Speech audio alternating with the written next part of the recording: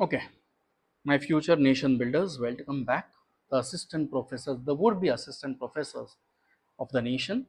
Yeah, net and set we are doing for the commerce basically. So मेरे हिसाब से commerce वालों का पहला प्यार हमेशा दर्द देता है, बराबर वैसा ये सब्जेक्ट है इकोनॉमिक्स जो अपने को दर्द देता है क्योंकि इसमें जल्दी समझ में ही नहीं आता क्या है। एटलीस्ट मेरा ये प्रॉब्लम था तो इसके लिए मैंने इसको नाम रखा है पहला प्यार। बहुत दिल को दर्द दिया इसने। जस्ट पास हो गए बराबर, और टीवाई में मेहनत किया और ट्वेल्थ में मेहनत किया, बस बाकी तो जस्ट पास ही होता था मैं इकोनॉमिक्स में। हाँ, टीवाई में मेरी जो मिस थी सिखाने वाली, उनका सिखाना बहुत अच्छा था, बहुत अच्छा। इसके लिए मुझे इकोनॉमिक्स में इंटरेस्ट जागा थोड़ा बहुत, और टीचर बन गया तो इकोनॉमिक्स में इंटरेस्ट लेना ही पड़ा। सो हम लोग आज क्या सीखने वाले, माइक्रो, माइक्रो मतलब छोटा, माइक्रो इकोनॉमिक्स। ये देश के अंदर की बातें करेगा, वो भी अपने डे टू डे लाइफ की बात करेगा। Demand analysis, supply analysis and all those things. किसने दिया? अल्फ्रेड मार्शल ने इसको पहली बार प्रोपोगेट किया। ओके, कि भैया ये सब चीज़ें हैं जो समझनी चाहिए।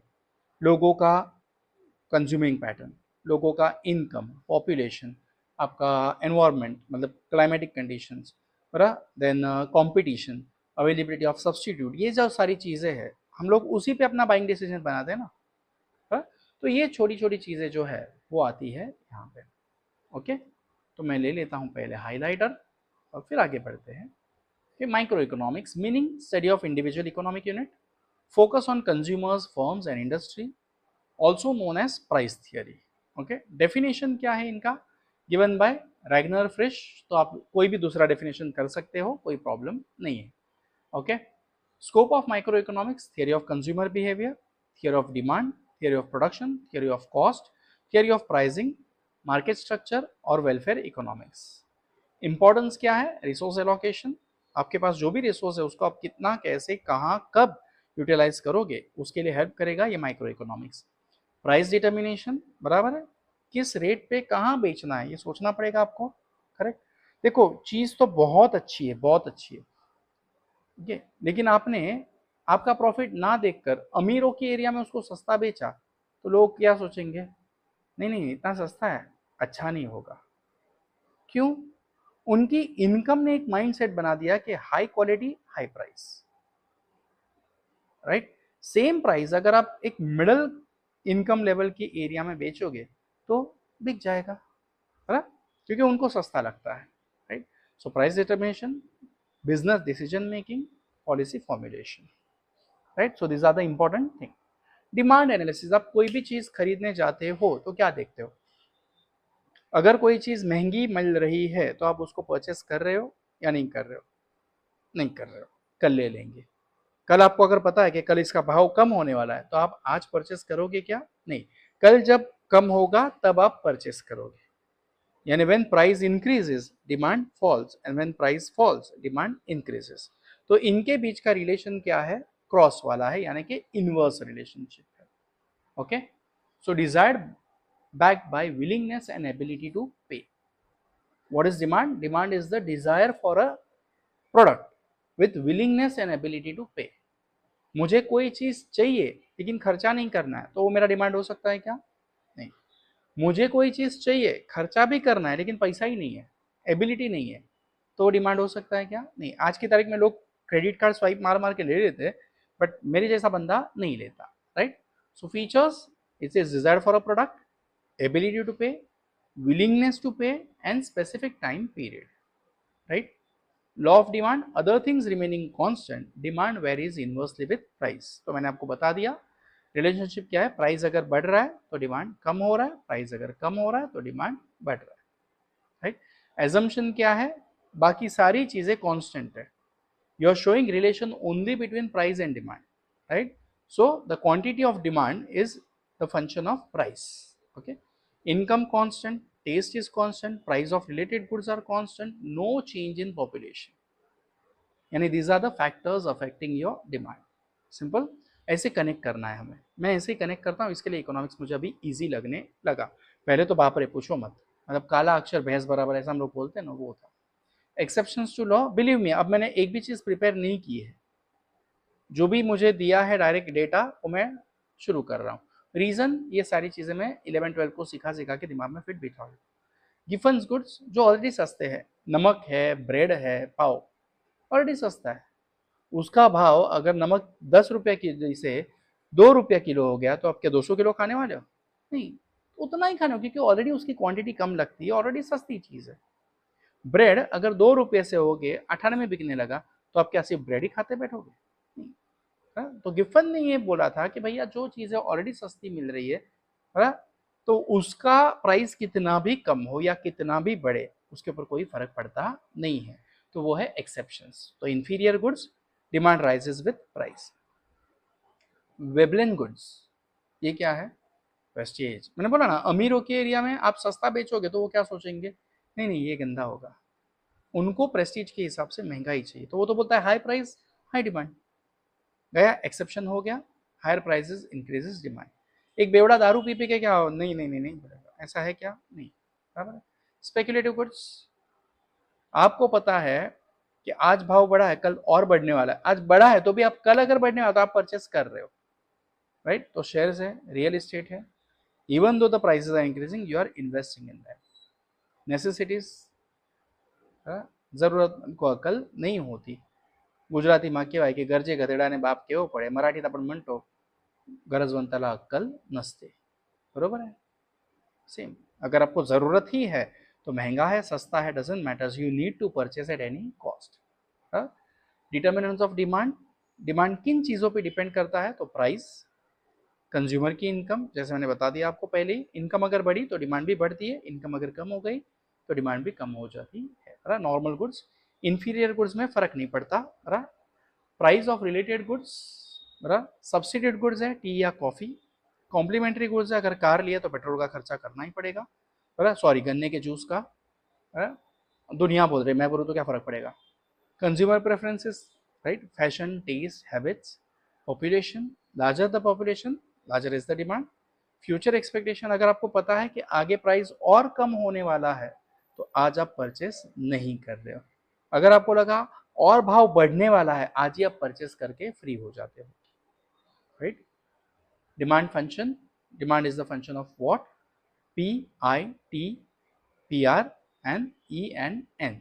What is this? P price, I is income, T is taste, okay, related goods का price of related goods, E is your expectation and N is the number of people यानी कि पॉपुलेशन, ओके। तो this are the factors. कोई और हट के आ गया आपको ऑप्शन में तो वो आपका following is not the factor, तो हटके वाला जो है वो आपका आंसर हो जाएगा, बराबर है?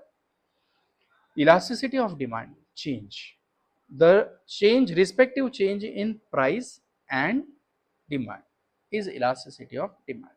5 तरह के ये रिलेशन है।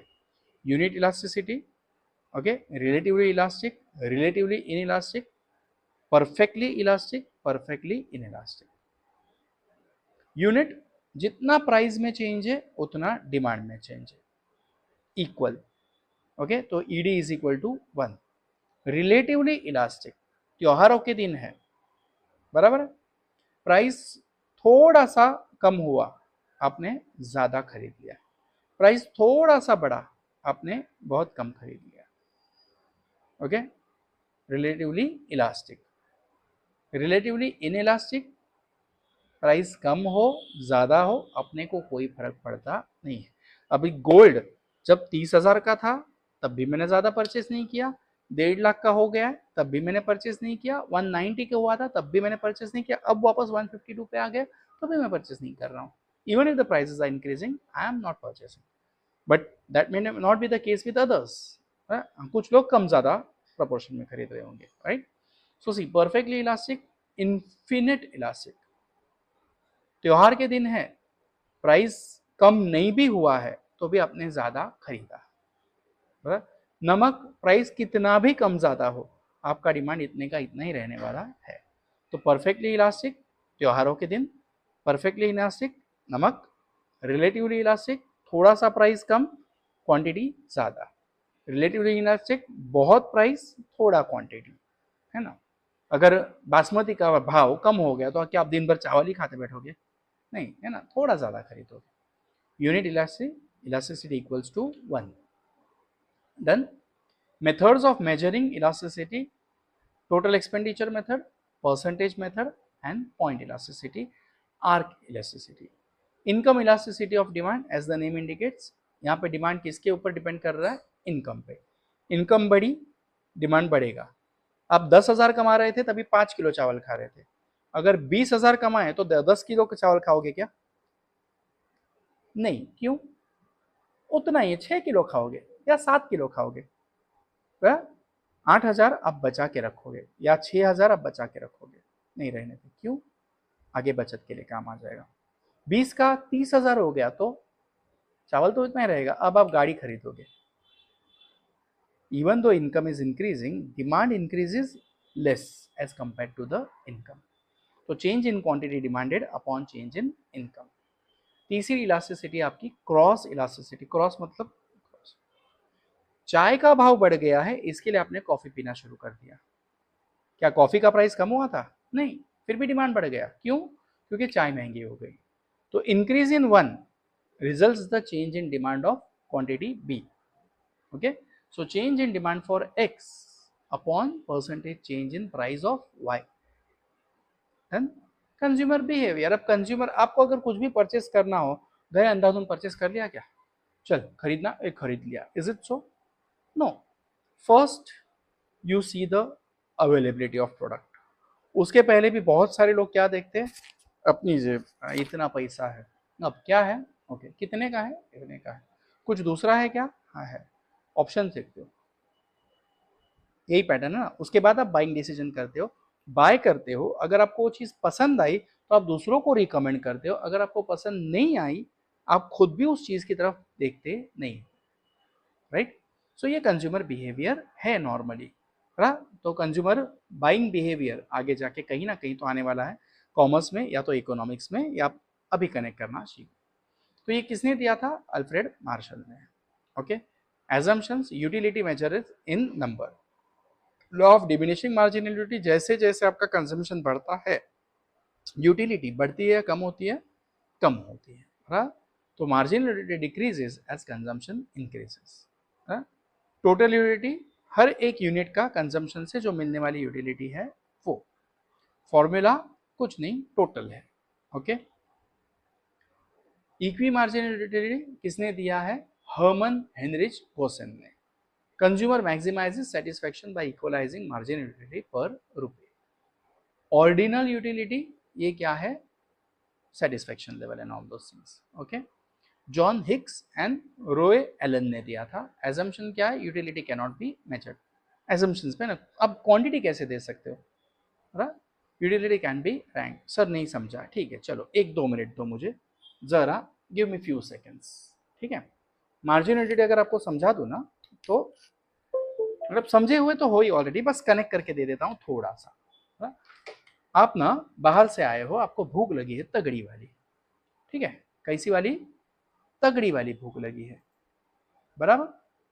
और उस तगड़ी वाली भूख में भी लोचा ये है कि भैया कहाँ गया, मैंने पहली रोटी खाई, अच्छा लगा. दूसरी रोटी खाई, क्या उतना सेटिस्फेक्शन या इतनी यूटिलिटी मिलेगी? नहीं मिलेगी. कितनी मिलेगी? 8 मिलेगी. तीसरी रोटी खाई, 4 मिलेगी. चौथी रोटी खाई, 2 मिलेगी. पांचवी रोटी, अरे बस यार फुल हो गया, अब नहीं जाएगा, नहीं जाएगा, फुल. शुरू. छठी रोटी अगर आप खाते हो तो वक निकाल दोगे. जैसे जैसे नंबर ऑफ रोटी बढ़ती गई, बराबर, उसकी यूटिलिटी डिक्रीज होती गई.